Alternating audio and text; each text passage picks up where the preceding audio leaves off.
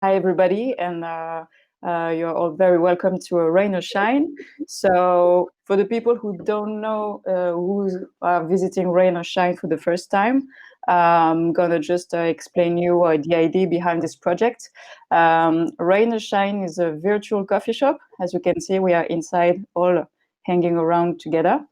And the idea of this project just pop up during the lockdown, during these crazy times when we just realized how much we needed to connect with each other, with the family, with friends, for work as well.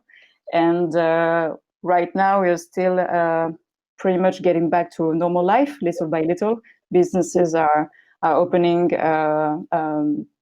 Before it was close to 2 months, so we're starting to get a normal, kind of a normal life, but still we are still in a crazy situation, and we still need to connect and share our experiences right now because coffee business has been very much impacted by this virus, like any business actually. But because we are from the coffee community, the purpose of this virtual coffee shop was to connect and make some links between the community because we are many, and actually we can't see each other all the time, and the virtual coffee shop is a nice and a kind of easy way to connect people and to share different experiences.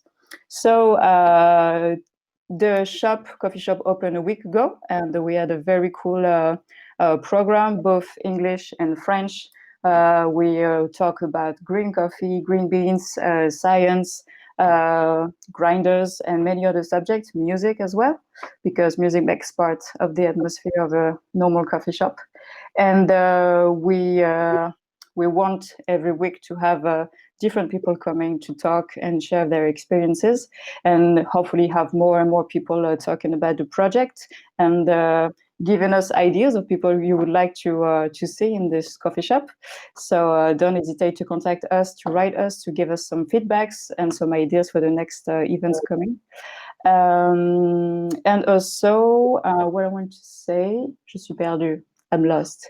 So today, I'm very happy to host this activity with Renaud.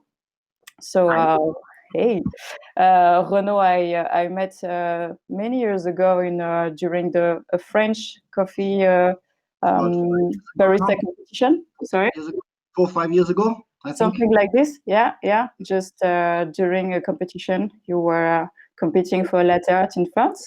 Yeah. And but many other people doesn't maybe know your coffee career. So we might start with an introduction because you're French. You had some coffee career in the UK, and now you opened with Julia, your partner, roastery in Tuscany in Italy. So there's a long different steps, and maybe it would be good for you to introduce yourself and all those steps. Okay. I give you the mic. Hello. So as she said, I'm French. So in 2007, I got pretty much bored of what France was going to be and was about, and the work market in France needed a change. So I moved to the UK. I wasn't working coffee at all at the time. I was working in factories. And the following year, I by chance fell into the world of coffee. I started as a trainee barista in Caffè Nero, which is a big chain of second wave coffee shops in the UK. I stayed with them for 5 years. Within the company, I went from trainee barista, store manager, and then I went sideways to the training department, which I was part for about 2 years, a bit more than 2 years. At which point I didn't agree anymore with what I was doing and what that company stood for. So I went back to be a barista, but in the specialty world. So I learned. Yes. How did you get to Caffè Nero? Just by chance? Yeah. Just because they had a recruitment center in the center of London. So I just walked in, gave my CV. The girl behind the counter said, "Can you start tomorrow?" Yes, I can start tomorrow. They put me in probably one of the worst shops to start in, and so it was a tough beginning. But then you learn, you get more comfortable, and your environment doesn't matter anymore. You're just making coffee at the end. So after my time in Caffè Nero, I went to work for a little chain of specialty coffee shop in London. It's called Artisan. And slowly I discovered the specialty world. And obviously, probably as a lot of us, had my first cup of Ethiopian natural, and he opened my eyes and my taste buds in a way that the coffee had done before. From then, we decided to move with my girlfriend to Bristol, where I worked for another coffee chain as a head, specialty coffee chain, as a head of coffee and training. And then I became an AST for the SCA, which I did as a freelance for a year and a half. And then Brexit kicked in. There's been the Brexit. So with Julia, we thought, okay, what are we doing now? What's going to be the atmosphere there? So we decided to move. So the question was France or Italy. And circumstances have done that it was Italy. So here we are. So before, if there were a Brexit, you were thinking about staying in the UK, having your own project? Let's say I wouldn't have questioned the fact of living there. Really, the day after Brexit, in our head, it was like, oh, so this is really the country we are living in at the moment, and it would entail a lot of headache to just stay in the country. At the moment, we didn't know what would happen, so it just put the seed in our head of going away, basically. All right. But you both had already this project of opening a roastery. We had the project of opening a business. So the very original project was to open just a bar in double-decker bus. These London buses. We wanted to open a bar in there. Oh, okay. Licenses, authorization, council didn't know really, because it wasn't a project that they were familiar with. So all the hurdles, we just drop it.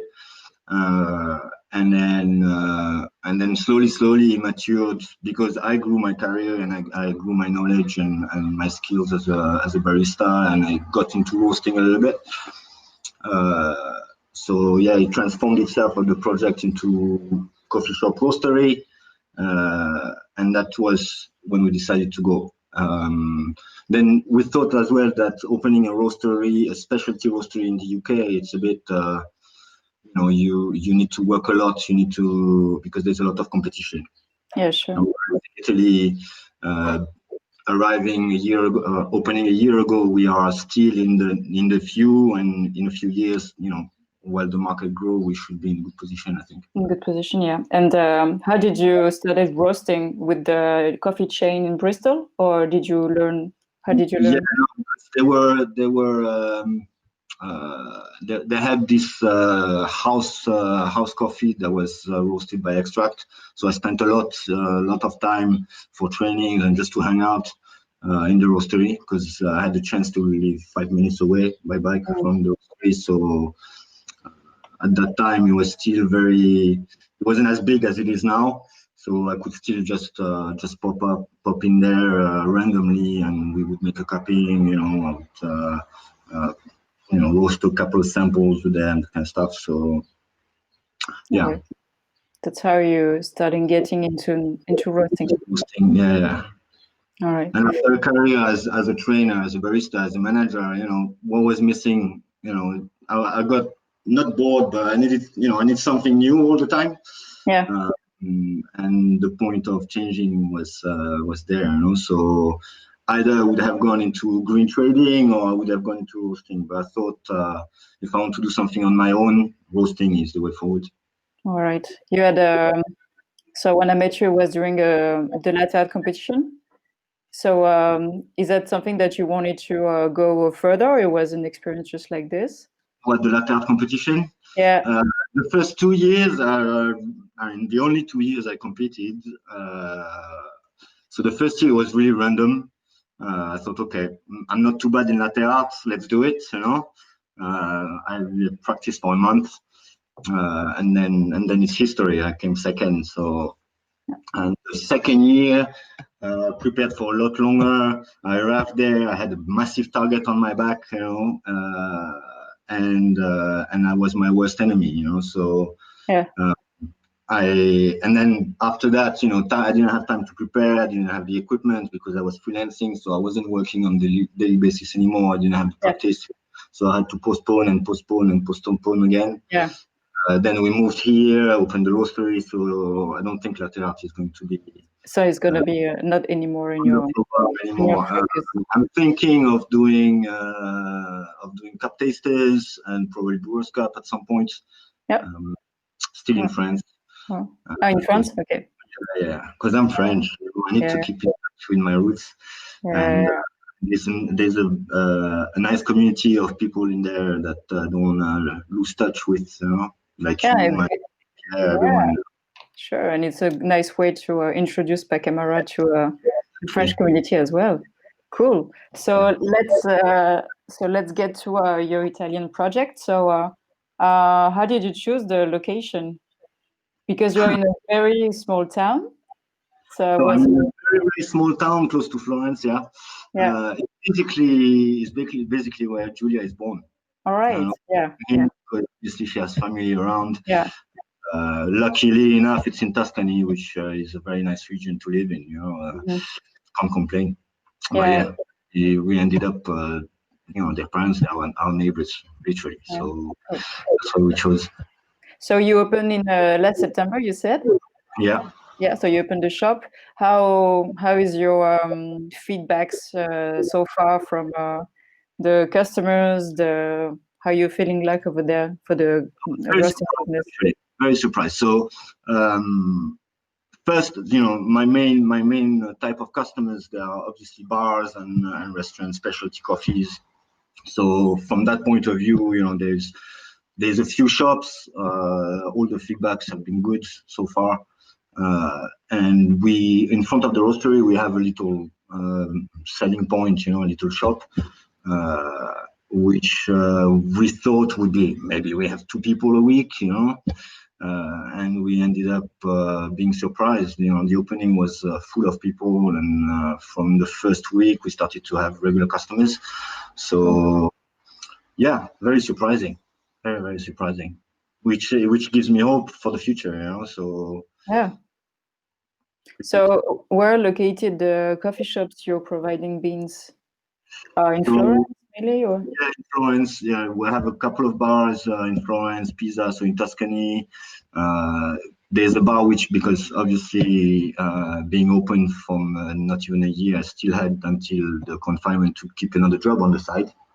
So I was working in a coffee shop after a small passage by Ditta Artigianale.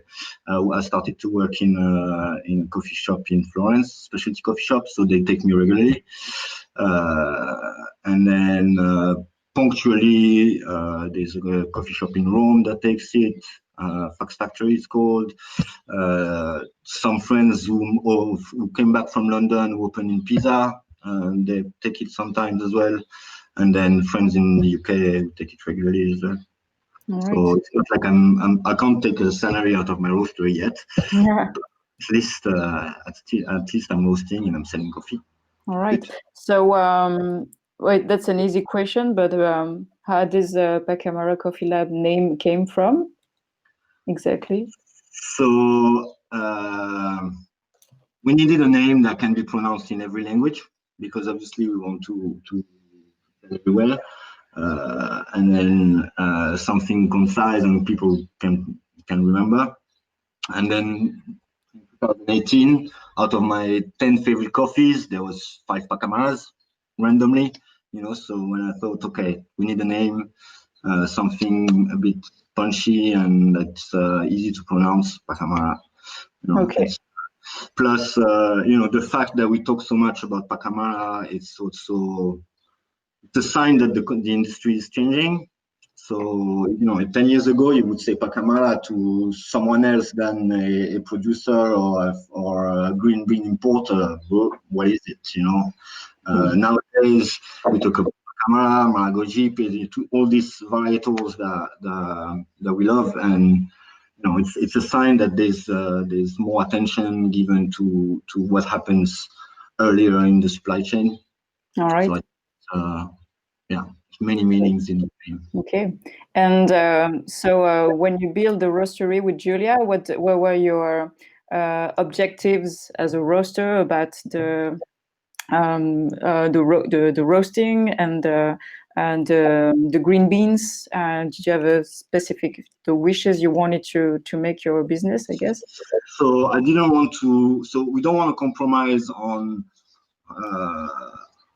what we give to our customers. So it's not because we are in Italy that we're going to do something that is more in the Italian taste. So we wanted to stay well in specialty with some beans that are different, some standouts on my cupping table for the better, and something that is a bit more an introduction to specialty for people who don't really know it. So we still do light roast. We still source coffee that are with the minimum defect and are good, and we try to, for the moment, we try to stay in a price range that is available for most people. Okay, so you mean in Italy? Yeah. So what's being in Italy, it's our main target market. I want to sell everywhere, but Italy, it's where I think people need to discover specialty more. So that's what we are pushing for at the moment. So there's no competition coffees yet until in the next month, because I have something nice coming. But there's nothing really outrageous. There's nothing too expensive. There's it stays in a range where people are ready to pay. Basically. And what is that price that people are ready to pay in Italy? It's interesting for us to know. So if for specialty, I would say like 30-35 euro a kilo for a specialty coffee shop is the max I can go for now. In terms of customers, private customers, it needs to be a lot lower than this. Like already I see I have 250 bags, 250 gram bags. If I go over 10 euros, it's already becoming difficult. Yeah, it's becoming difficult. So I want to. So I'll have some coffees that are going to be more expensive for sure, but these ones is going to be especially for coffee lovers and people who know what they are. People who know what they're buying. I saw that you were in your coffee selection. You had a lot of organic coffee. Is it something that you, because you are how to say? Is that Italian people are really sensitive to this, or is this? They are a bit, but not more than in France or in the UK. It's something we want to. There's a lot of organic coffees around. There's a lot of organic coffees that are not good. So I'm not gonna choose an organic coffee over a normal one because it's organic. It needs to be good first. Yeah, sure. We have the chance to come across good organic coffees, which on the cupping table were at the same level or better even than others. So yeah, at that point, we take organic. Yeah. We try to be as conscious as possible with the least carbon footprint possible and the least waste possible, and we try to make as little impact as possible. And how is basically how is the specialty coffee scene in Italy for us that we are far away and we don't know the inside? So from the outside, when we came, I thought, okay, there's Vita, and that's it, because he's the famous, basically. The more we get into it, the more I find out that there's a lot of people. There's still more roasteries than coffee shops at the moment, which is kind of interesting. Mm-hmm. There's a lot of roasteries that do have the coffee shop on the side, so they control from sometimes from tree to cup. It's developing. There's I think there's a bright future for specialty in Italy. I was very, very surprised. Yeah, but for the few ones I personally met, they're really into international as well, because you need to get some time to have the Italian palette ready. So in the meantime, you need to like some roaster really maybe more than 50% of what they sell from overseas. So it's not a choice, If we could choose, I'm sure all of us we would try to sell more in Italy because it's easier for everyone, but we don't have the customers in Italy at the moment. We are pretty much all the roasters are not fighting, but we are all pointing on the same customers. So obviously it's tight. Because the coffee culture in Italy is so strong, you have so many small roasteries, small but at the same time big roasteries compared to you, I guess, or even to Dita or all those guys. So how the reactions of the coffees? How can you I don't know how to say to make your coffee be tasted by people? Are they open to taste new things, or you really have to look for proper coffee shops to make them taste Pacamara? Okay, so if for bars, there's not only the fact that we are specialty and we propose a different taste. In Italy, there is a very strong culture of what they call comodato d'uso. So the roastery is going to give you coffee, but it's going to give you the machine, it's going to give you cups, the sugar, the napkins. Sometimes they do refurbish your coffee shop. They give you the sign outside. They give you washing machine. They give you ice machine. They give you everything. So you can't compete. Against that. There's no secret. So trying to sell our coffee to people who are already open, it's almost impossible. Right, because my question, because you were saying that there are more roasters than coffee shop opening, so there's a lot of competition for a small amount of coffee shops, and the other bars are not ready for this. So that was my but the more time passes, the more you see specialty coffee shops opening. Like in the last 6 months, like probably 10, 12 coffee shops open around Italy. So. Okay, so that's pretty much the right time to be there and the good moment. And right. There's a few questions I wanted from the chat. Andrea asked, "Do you think the Italian specialty coffee business is growing up?" So it is growing up. Very quickly actually. Is it something more in the north, south, or it's the whole country? Yeah, first everything in Milan, so it's all in the north and it's going south. Okay. It's happening in the south as well, but a lot slower. All right. And Emmanuel also got a question. The reputation of good Italian coffee helps for selling abroad? Yeah, it does. Even though we are not in the typical Italian coffee, we are more into specialties, not what you call typical Italian. But the image sells. It helps. It helps you. And I had a question of how was the situation during the COVID? Did you, with the wholesale, with the internet, do you keep on having a business? The wholesale went to zero, literally, because everyone was closed. The shop where I was working, 11th of March, we were confined. So. Now they open. They are still on the coffees they had 2 months ago. So so it stopped completely. In terms of private sales, we managed to survive a little bit, but it's still only 15-20% of the sales we used to do before. So we took a hit, that's for sure. But I think we all took it. So. And after you opened 2 weeks ago, 2 or 3 weeks ago, I don't remember.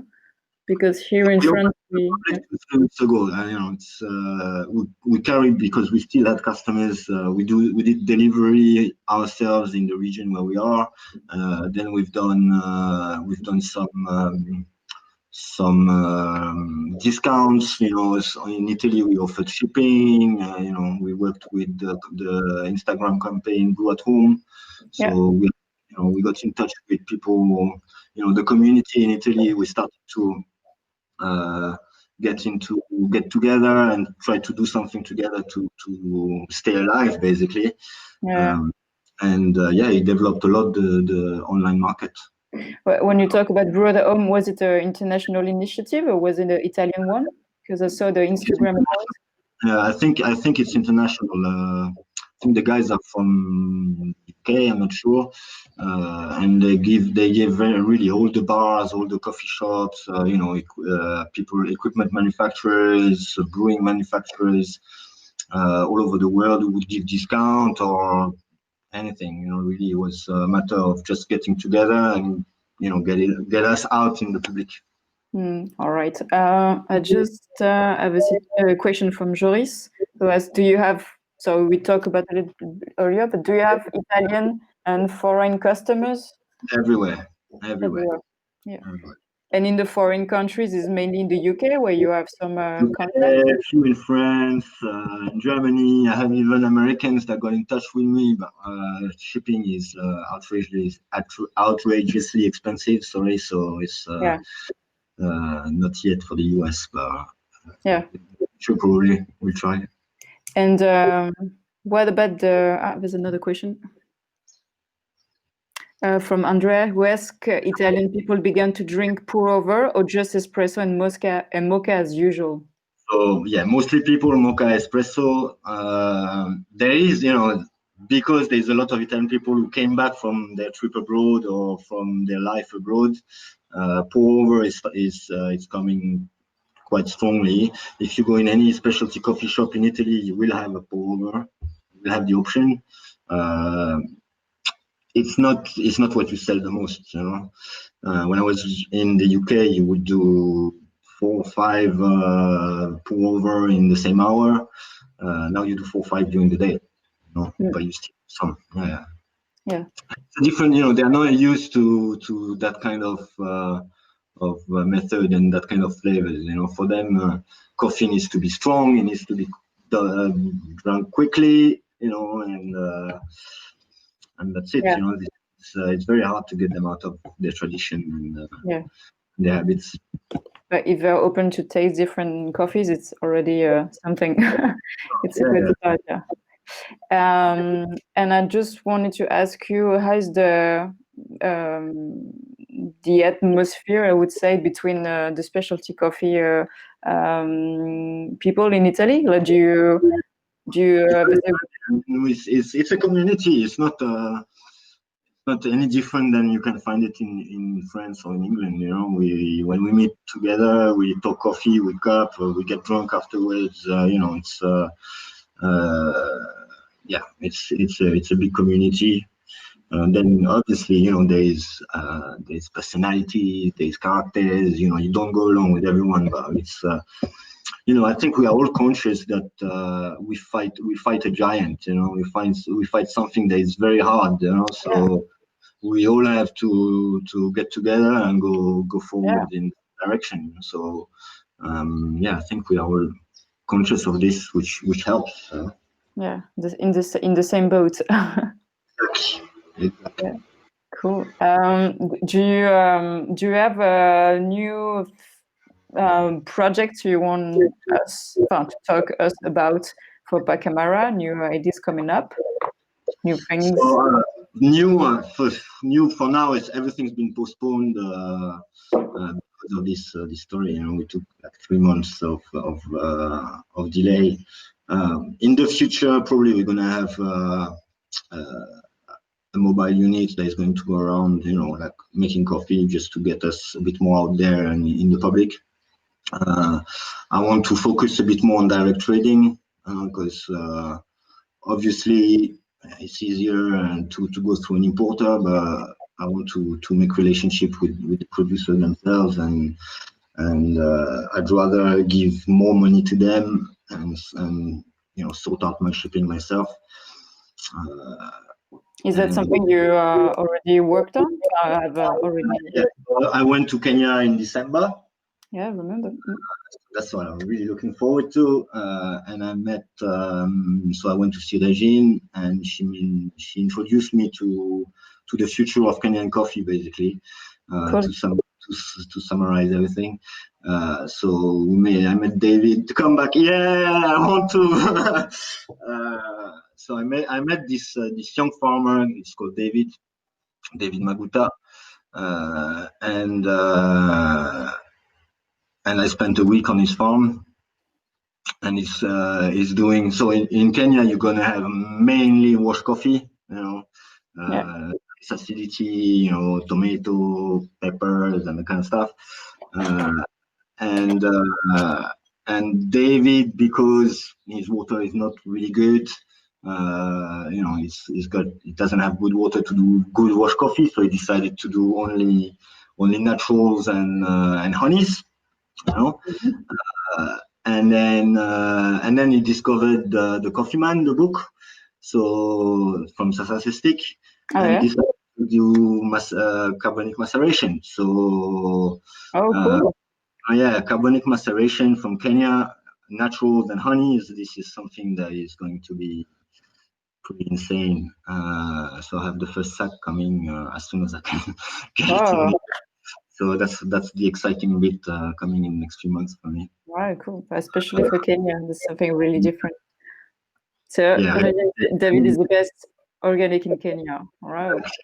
Really looking forward to tasting it. I'm actually, that's what I was thinking to do, is get his coffee and compete with it. So my Brewers Cup probably is going to be something like that. Cool. That's good news. Yeah. Nice. Cool. I'm just looking to the chat, and there's another question from Joris asking about your roasting. What's your roasting profile? Do you have one for locals and one lighter? No, it's the same. So I have espresso profile and filter profile because I don't believe in omni roast.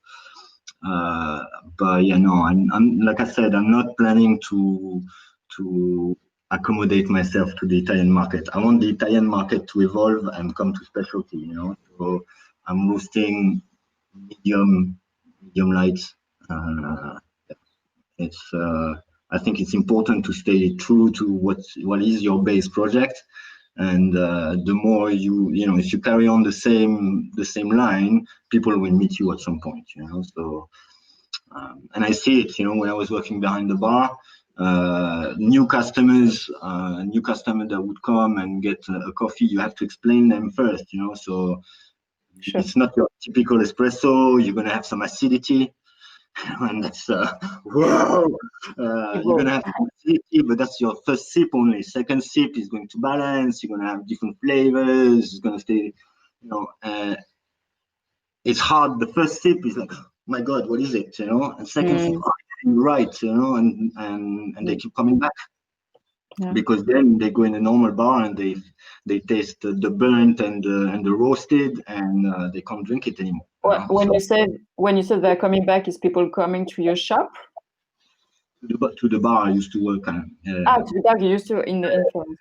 Okay. And for example, even at the roastery, when we did the opening, we had this lady, like probably 70 years old. We gave her a natural espresso, a natural Ethiopian as an espresso that I had at the time, which was a blueberry bomb. You couldn't, like, blueberry pie in your face. And she tried it, she drank it, and she said, "It's the first time in my life I don't put sugar in my coffee." At 70 years old, 70 years old. And I know I've done my job right when I have that kind of feedback. Of course. So it's encouraging, and I'm not gonna go back into more Italian style profile for. I don't think it's worth it. Yeah, sure. Do you organize sometimes some cuppings in your shop, in your roastery, for the people of the city? So when I'm in the shop is open. I cup. My cupping table is in the middle of the shop. So whoever comes in at that point has a spoon ready for them if they want to. I try to, few times I did publish it on social medias to advertise it. Few people came. So yeah, it's not something they are too familiar with. Yeah. So, and being in a small town, it's not like there is so many specialty coffee lovers. Yeah. So it's hard to get people out of Florence. It's like saying Yeah. to a Parisian, come to Orléans and have a cupping. Yeah, but the good thing is you have people in Orléans, and maybe you can. Yeah. I was wondering if they were curious, and even the protocol of cupping is something very new for them, I guess. And it's sometimes the first good cup of sip of specialty coffee you can have. So it's another way to discover coffee. So exactly. Yeah. No, but I've been surprised by the reaction of people. Either drinking espresso or cupping. They are all, they have this apprehension because it's something they don't know, and they are not used to. But after 2 minutes, they start to understand the process and where we're coming from and what we want to do. And I was just wondering, because you have been training for years, and you're saying that there's a lot of coffee shop coming. Is there any? Are you keeping the training activity as well? Yeah. This is something. Even if I didn't want to keep the training activity, it's something that I enjoy doing so much that I find myself training people who don't want to be trained. When I start to talk and start to get very cool and stuff. So it's something I enjoy doing. So I'll probably keep it, yeah, for sure. Yeah, but especially if there's a new coffee shop opening and the wave is coming. When we discuss with potential customers, wholesale customers, we include training in it anyway. I don't want my coffee to be served by someone that I haven't trained, because you don't know, especially in traditional way of doing coffees, you very likely have a bad coffee, because I don't have that tradition of cleaning everything, purging, that kind of stuff. They don't really weigh anything. Beans are in the hopper or already ground for days on end. So yeah, you need to really frame everything and train people. Otherwise, it's anything but good. Yeah, and you need to check pretty often to make sure everything has been explained properly with training, and you know how it is. Once you have it in your muscle memory, it becomes natural. So the point is to be behind people's back for that time until it becomes natural, and then you can trust them without a problem. And moreover, it's about making people understand what's good, what's bad. You don't know what's bad if you don't know what's good. So training is, it's in the whole in the whole business. It's all about training. I think it's the way forward. If you don't train people, the market, the industry doesn't change. Sure. And I guess it's all the time. I don't stop training myself. It's all about training. Cool. And I guess it's not easy to train. Have you trained people who are? There's a question. So Andrea is asking. I don't know if you see the question. Robusta. Yeah. What do you think about it? I don't know. I believe in good. Whether it's Robusta or Arabica. If it's good, if it tastes good, why not? So at the end, we work in a business where it's about it's a product that people eat and drink. So if it's pleasing to drink, if it has a good taste, why not? All right. Have you already got a nice Robusta on the table lately? No, not lately. Yeah. I'm waiting for Regine to send me some. That's what she said. Yeah. Well, I would love to try it.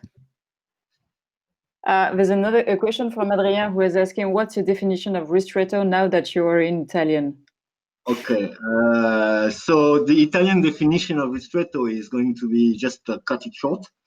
I don't think it tastes good. It's half a second, 2 seconds, or yeah, no, it's just cut short. So what I usually do when I do a ristretto, I would increase my dose a bit and keep it for the same amount of time. So you reduce your volume, but you have an extraction that is a bit more balanced. Proper Italian ristretto, they do it because obviously if you extract normally one of their coffee, it becomes very bitter. Whereas if you cut it short, you have some kind of sweetness to it. If you do that with specialty coffee, it becomes a bit, ratio. I would do it 1 to 1, 1 to 1.5 max. Do you use the one spot? You know, you're the double spot, and there's always a dilemma. So the traditional one spout now, because the basket is like this. Yeah. I've been working on the Leva lately, La Marzocco Leva, and they designed the basket that is basically it's not a V shape. You have this kind of, which gives you still puck that is nice and straight. So you can get good shots out of it. But I try not to use it because obviously the extraction is not the same. But yeah. Plus, it's for me, it's knowing how to adapt your workflow to your customers. So I know that if someone's going to ask me a single shot, if I wait 2 minutes and I do something else in the meantime, someone else is going to ask me a single shot. So it gives me the time just to not waste anything and not use a single basket. Without using it, exactly. That's possible when you get a nice flow. Yeah. Now, if you just one customer and in this dessert, then I'll drink the second shot.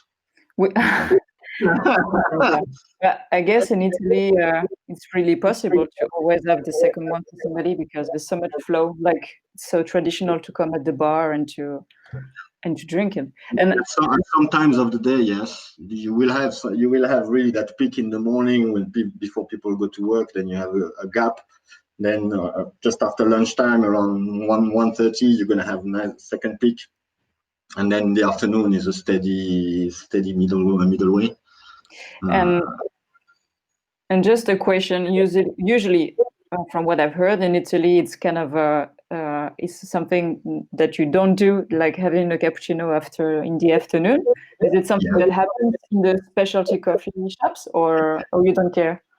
Yeah, no, we don't care.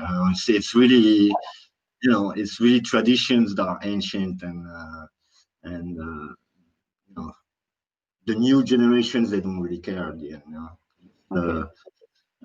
Usually, traditionally it's cappuccino in the morning, you get your little croissant on the side, you dip the croissant in the cappuccino, you eat it at the counter and you go. That's why they eat it in the morning. And then it's espresso throughout the day. But in the specialty world, it's slightly different. You'll have more students staying over. They prefer something a bit longer. In the bar I worked, because Florence, it's a very touristy. It was until March. It's very touristy with a lot of American people. So yeah, we still do cappuccinos in the afternoon. So the Italian coffee shop are not designed like the traditional bars with the big counter and people going just have a sip and then they go. It's really you stay for a while. I mean, in the coffee shops. Yeah, in the coffee shops, you'll see more sitting area, a bit bigger, better internet, that kind of things.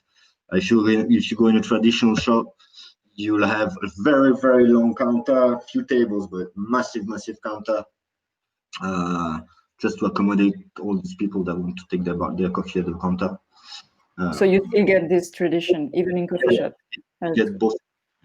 Yeah, that's good. Yeah, it's good. For Italian people, it's still, whether they are 60 or 16, 17, it's still that same tradition. They grew up with this.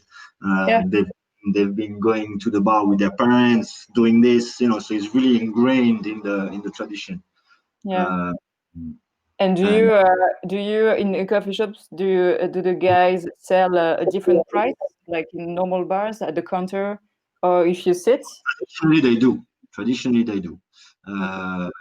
The specialty coffee shops usually don't, because we Ah, they are, don't. yeah, we are, we are a notch more expensive than normal bars. So yeah. And that's a good question. How expensive are you compared to a normal bar? Because there's a very, how to say, I can see here in Paris or in France, there's a critical price. And I get Yeah. in Italy, espressos are so cheap.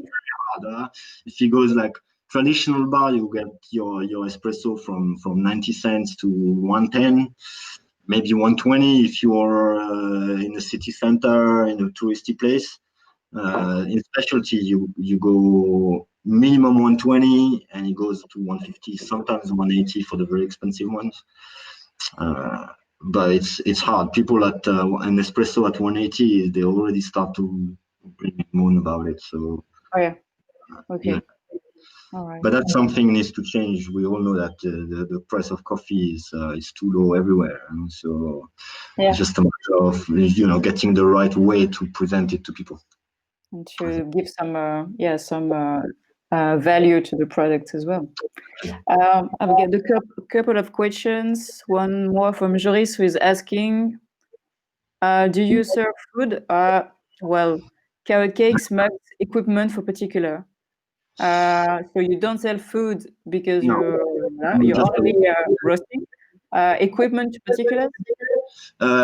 for now, yes, equipment, brewing methods. I'm not a deal, but I got in contact for electric grinders with Eureka, which is in Florence as well, so it's around the corner. Oh yeah. And I met with a couple of coffee machine manufacturers, which for now we don't have anything going, but probably in the future. Mm-hmm. Mugs, yeah, we have our own branded ones. But yeah, being small, we have to prioritize on how to invest our money. So for now, it's been Yeah. coffee, marketing, and these things. So just to get us going. Once we get bigger, we can have a bigger stock and these things. How big do you want to go? That's just a question. Do you want to stay small but with more customers? How do you want to grow? I want to be, I want to have enough customers to be able to change coffee regularly and get 2 salaries out of it. That's really how big I want to. I'm not planning to become Starbucks, so it doesn't interest me. I want to keep our business to a human level. Right. Yeah. I think once you start to reach a certain level, if you become too big, then your quality goes a bit down, and because the constraint and the obligation of the business, and I don't want to get to that point. I prefer staying a bit smaller and not getting rich, and keeping a really good quality than compromise. And maybe in the future, open up your own shop, or it's in your shop. Yeah, why not? Why not? I'm not close to any idea yet. So yeah, if the opportunity comes up, probably, yeah. maybe cool. There's a question from Clément who is asking, what do you think of Dalgona coffee fashion? I don't even know what is Dalgona coffee fashion, but well, why not? I've become Italian in my mentality in that sense that I'm becoming more purist. So I stopped putting milk in my coffee pretty much. can you explain to people like me, for example, who doesn't know what it is? Dalgona is I've seen it once. It's kind of that whipped coffee that it's very thick. It's in 2 layers with milk and that creamy, sticky mixture of coffee whipped, and it's why not? Once again, if people like it, why not? But Exactly. Instant coffee. So originally it's made with instant coffee. I've seen Okay. few experiment doing it with real coffee. So It's a bit like the Greek coffee, like iced. yeah, kind of Huh? ish. I'm not, you know, it's part of these fashions that there is a really commercial base to it. We might be able to hack it in a specialty way, but I'm not a big fan of these things in general. For once again, people like it, why not? Not for me. All right. I'm asking the chat because it's 5 to 3. If somebody has maybe a new question for Renaud about being a coffee roaster in Italy before we leave him for enjoying his day off. Not even. I don't Not know. even. No, no, Somebody, no. is there anything else you'd like to share with us today? I think we could I go think and check the website, buy our coffee, people. No, it's uh, just respect the product. That's the only thing I want to convey in whatever I do. It's respect the product, respect the people who grow that product. All the people around the supply chain are trying to do a good job. So I think everyone deserves a bit of recognition. sure. So that's Respect. where that's your objective with Pacamara, getting closer and closer and more direct. Are you maybe thinking about joining some groups of roasters who buy sometimes in common to be direct, or is that something that you can do? If yeah, why not? Like I said, I'm open to any kind of project and any kind of opportunity. So if I think even if we are alone, it's a big job, to Sure. source and import on your own. So obviously, if we are a group, better, stronger together. All right, cool. Thank you very much, Renaud, for your time. It was cool to have you. Merci, mec. Enjoy your day. Thank you, everybody in the chat, for being there today, for your questions. I hope you enjoy this hour together. Thanks again, and hopefully see you during this week. We have a very cool program this week. And don't forget to follow us, talks about Rain or Shine to your friends, coffee friends, and to support us with the Patreon page to make this project live for a long time. Thank you. Yeah, and we will host you again. I'm pretty sure there's so many subjects you can share with us. So a lot. Wish you best of luck, and hopefully see you soon in France or in Italy. Looking forward. Yes. See you. Bye bye. Ciao.